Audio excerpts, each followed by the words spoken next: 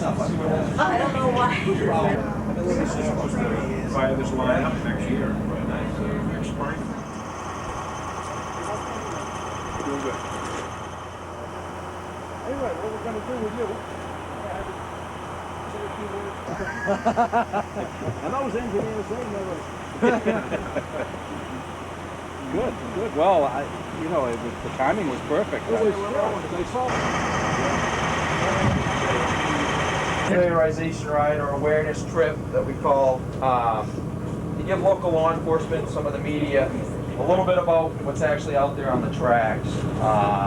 If any of you, I know Brunswick's probably the furthest one south on this trip, are interested in going on the Downeaster, you can get a hold of me. It's almost the same thing. You'll get a lot more view of the trespassing problems that we are concerned with that you will see today. It's pretty much going to be an open forum. We're going to do about a 15-20 minute quick presentation. I'm going to film to show you. At any time you get up, go out back and look out through the back windows. If you want to go up front to look out, feel free.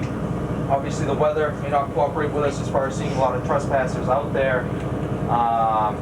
And when we get to Richmond, the crew on board this train here is going to take you outside and show you some of the safety features on the train in case, God forbid, we do have a collision where one of the crew members are deceased and you have to disable the train.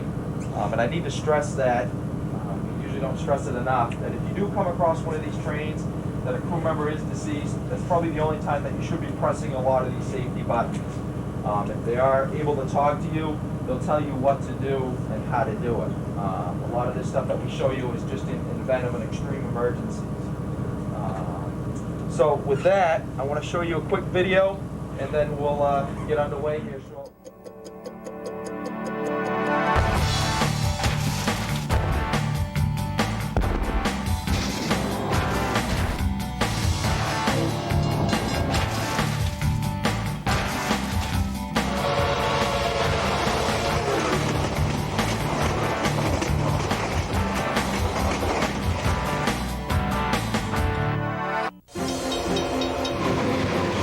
The purpose of this video is to help increase public awareness through law enforcement at highway rail grade crossings and along railroad rights-of-way.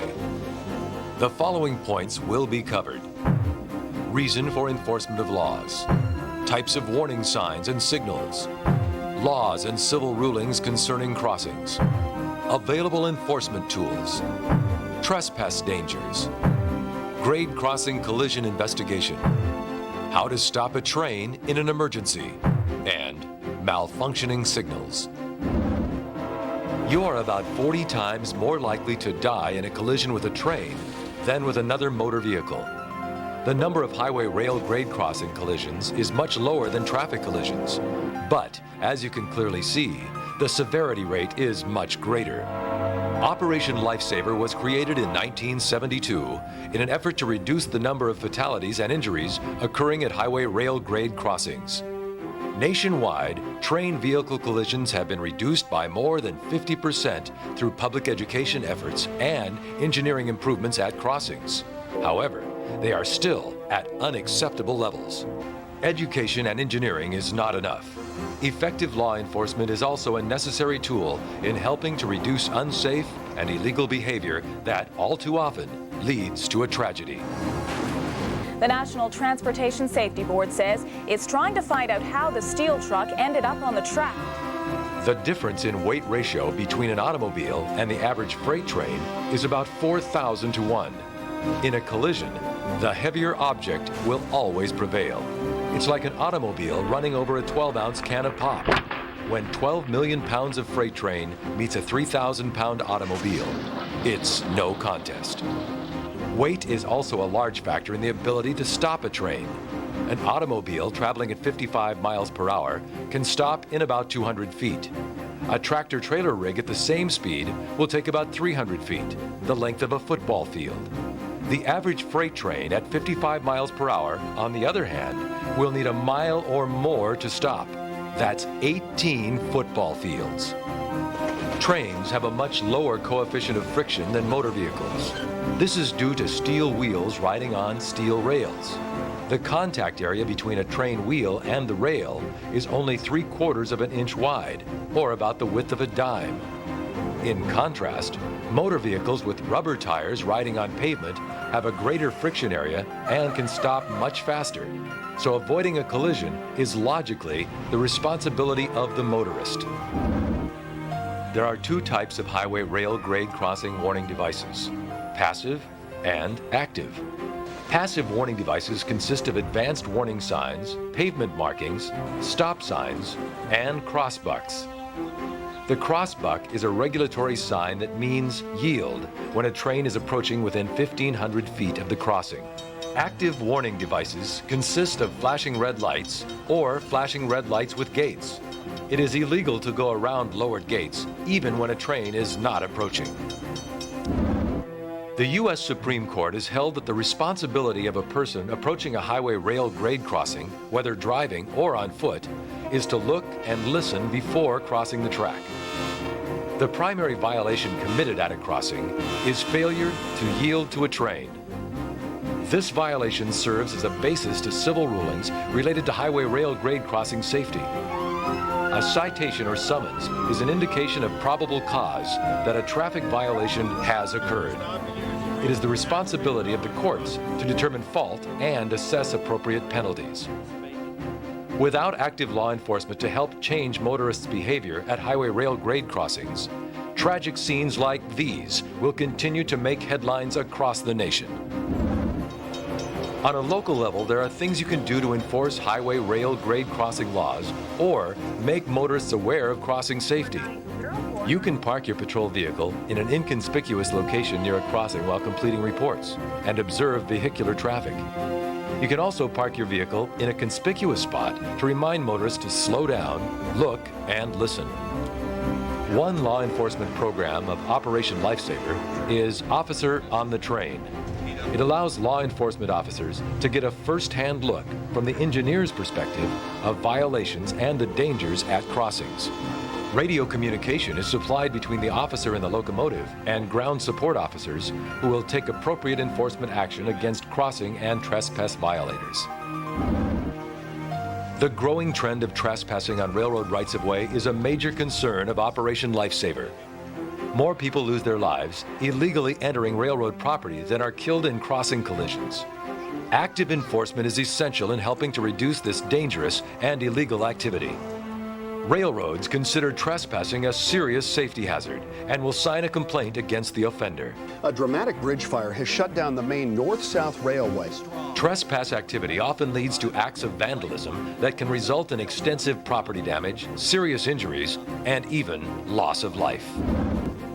The Grade Crossing Collision Investigation course is designed to teach law enforcement officers how railroads operate. It provides valuable classroom and hands-on training that assists officers in conducting proper investigations of grade crossing collisions. Unlike what most officers are accustomed to, this is a unique type of traffic collision, and the training provided helps to bridge the communication gap. There are several courses available through Operation Lifesaver that vary in length and detail. In case of an emergency, it may be necessary for you to stop a train to avoid a threat to life or property. You can contact your dispatcher, who should have a listing of 24-hour railroad emergency numbers. Many crossings also have railroad emergency numbers posted on conspicuous fixtures, such as a maintenance bungalow or crossbuck post. A unique DOT number generally accompanies the emergency phone number and will help the Railroad Communications Center pinpoint the exact location in order to provide warning to approaching trains. It may be necessary to stop a train by flagging. The Universal Railroad stop signal is a lighted flare swung back and forth horizontally across your body. If a flare is not available, a flashlight may be used at night or a brightly colored object in the daytime. The locomotive engineer should acknowledge this signal with 2 whistle blasts and will stop the train. Remember to consider the train's long stopping distance. Be sure to stand a safe distance from the rail and do not stop your patrol car on the tracks. If possible, park nearby and turn on the emergency lights to attract attention. Occasionally, you may come upon a malfunctioning crossing signal. Problems can develop which may cause a signal to activate even though a train is not present. This is known as a false activation. Safety features are built in to every active signal system that will allow operation in case of electrical or mechanical difficulties or tampering. Keep in mind, however, even with this built-in safety feature, it is still possible to have an activation failure. Although rare, an activation failure occurs when the presence of a train fails to activate the warning signals. Always report a false activation or an activation failure to the railroad immediately through your dispatcher or by calling the emergency number posted at the crossing. When signals are malfunctioning and the crossing gates are down, only law enforcement officers or authorized railroad personnel can direct traffic around the lowered gates.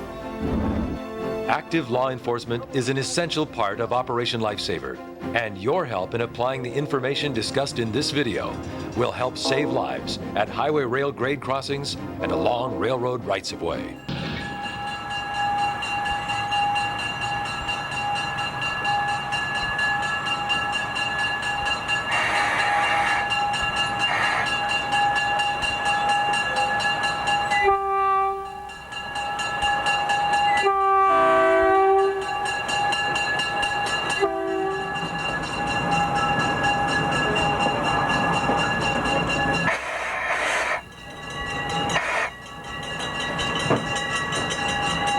And there are over 280,000 highway rail grade crossing collisions in the U.S. In Maine alone, we have over 1,000 crossings. The Amtrak Down East service, I believe we have almost 60 or something like that. So as you know, in Hollowell, we just came through 5 crossings. A lot of people, we witness it, the lights work, that when the train hits the furthest crossing north, Rockland Branch, when that is completed, I believe the speed on that's going to be 59 miles an hour. As you know, I believe now it's 10. It's 10 miles an hour now. A lot of these folks, farmers, their tractors, they come up, they see it going, they say, well, we're used to 10 miles an hour now for 10 years. It's going to be a big educational process. The Amtrak Down East service, education was everything. And believe it or not, most common causes of these crashes are intentional violations of the law. Back in 1934, the U.S. Supreme Court came out with a decision that is still stand. The train has the right of way, period. The train, as they say, because the train is not able to stop quickly, the motorist has the duty to stop, look, and listen before proceeding over a railroad grade crossing. The train has the right of way. Okay, I got to testify there about 2 years ago up in Augusta to change one of the laws. It's basically a track walking law. It's one of these Title 23 laws that deal with railroads. And basically it says no person or team or anything like that can be standing or walking on the tracks. If you catch them, the first offense, there's no warning needing, no posted like criminal trespass, is up to $100. Second offense up to $500, third offense up to $1,000. Is any motorized vehicle automatically is a Class C.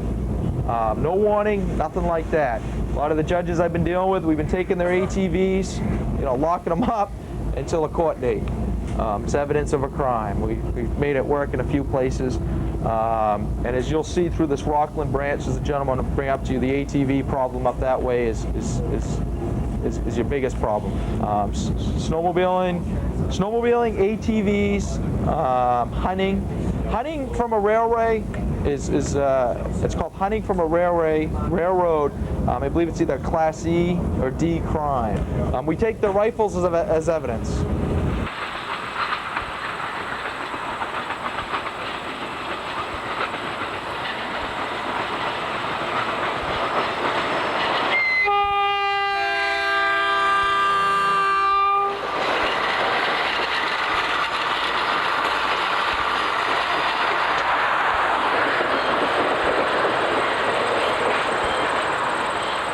As John alluded to, we put in 56 miles of continuous welded rail. What that is, the rail has been welded together so it's one piece, and the only time that we have breaks in that rail usually are the bonds that we put in near crossings for the signals to operate properly and across some of our long bridges that don't move the same way as the track structure does on the ground.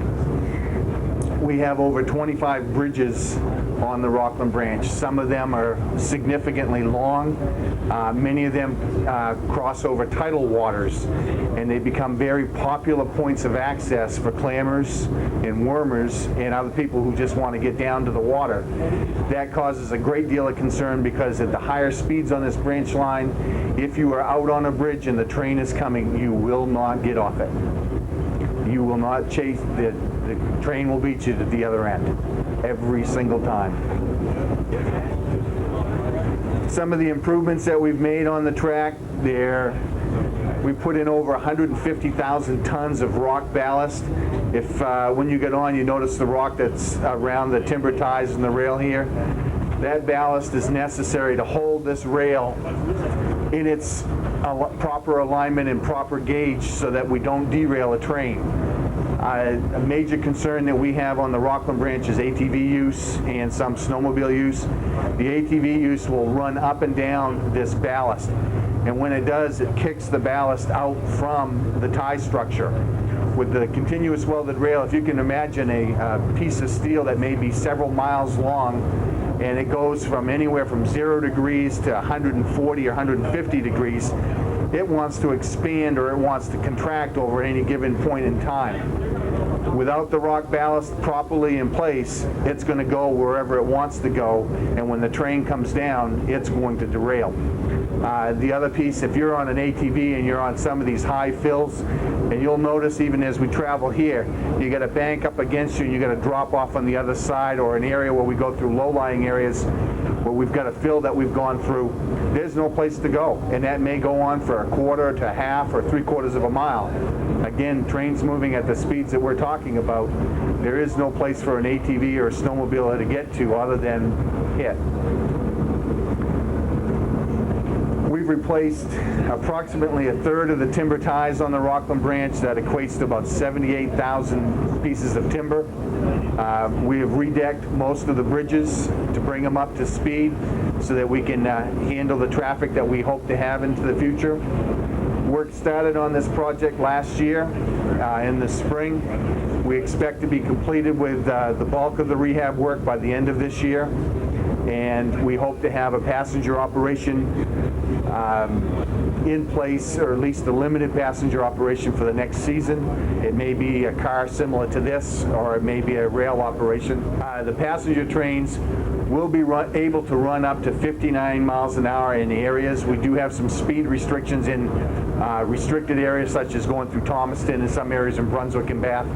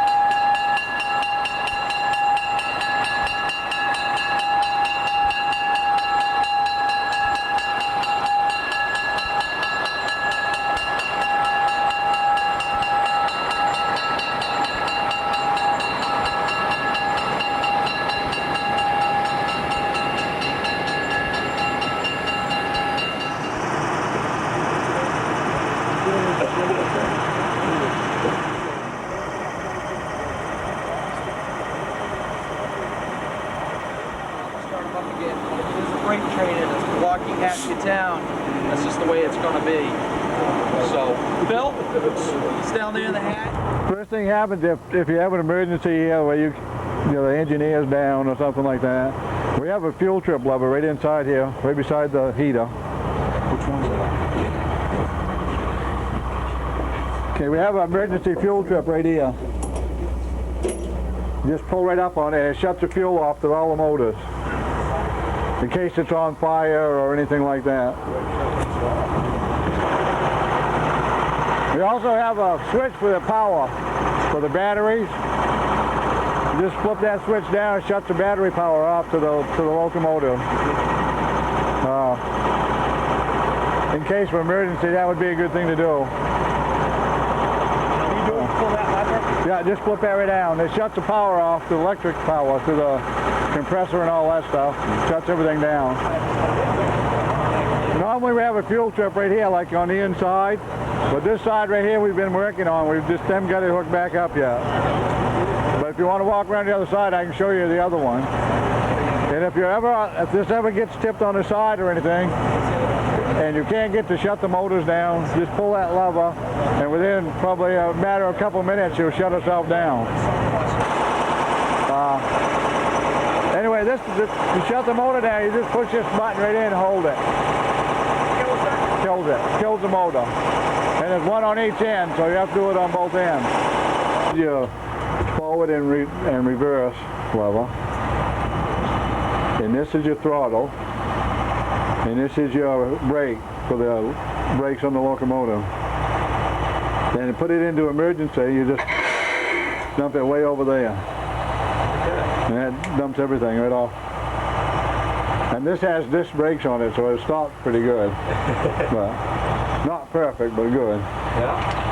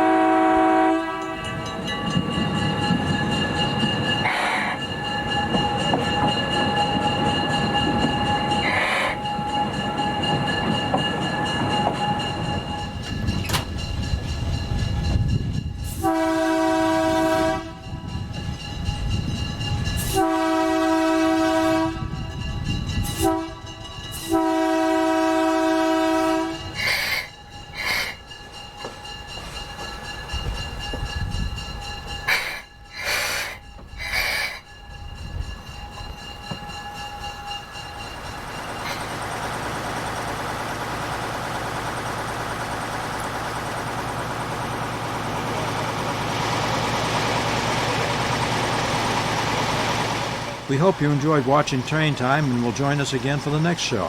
Thank you for watching.